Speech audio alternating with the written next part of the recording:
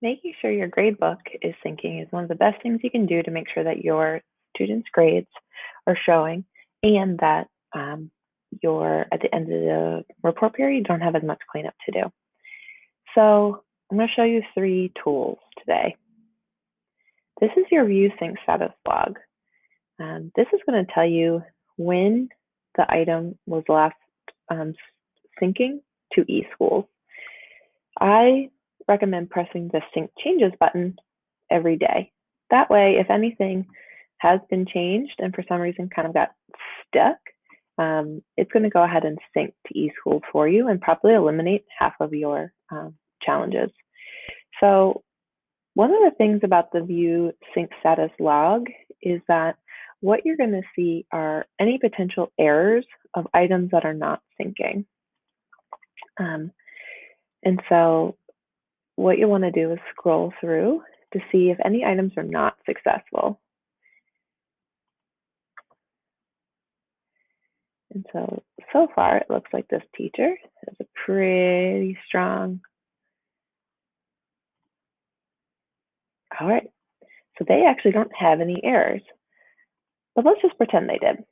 One of the best things to do is if you only have a couple errors, you can write down which ones they are and then come to your bulk edit to fix them. Otherwise, coming to your bulk edit is actually one of the best tools. And this way you can just at a quick glance, check that everything looks like it's set up properly. So I'm going to start from left to right.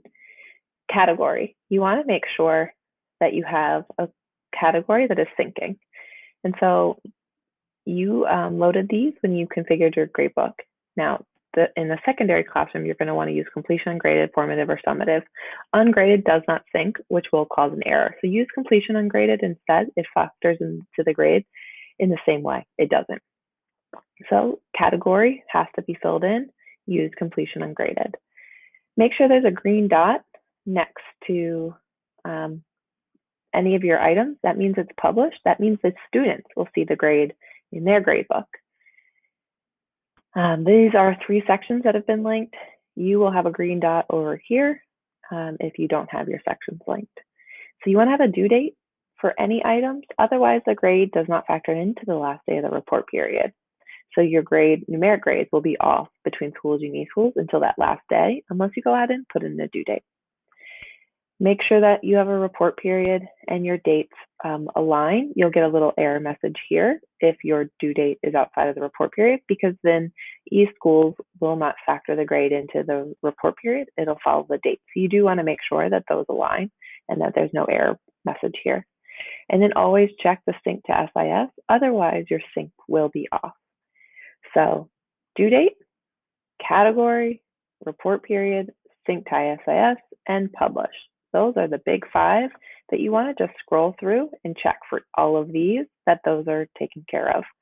You also want to hit save changes before moving on to your next page. Good luck.